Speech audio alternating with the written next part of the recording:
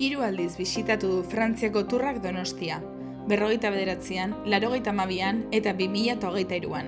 Aldiz, lau dira maiotoriarekin hiria zeharkatu duten txirrindulariak. Jacques Marinelli frantziarra izan zen lehena, Miguel Indurain nafarra bigarrena, Alex Zule suitzarra hirugarrena eta Adam Yates ingelesa laugarrena. Hain zuzen ere, Marinelli izan zen Donostiako lehen maiotoria. Uztailaren 3an zendu zen, 89 urterekin, aurtengo Frantziako Tourra abiatu baino 2 egun lehenago. Beraz zen, ordura arte bizirik zegoen maiotori zaharrena.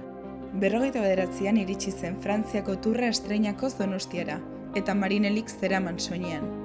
23 urte zituen eta Ile de France taldearekin parte hartu zuen Tour hartan.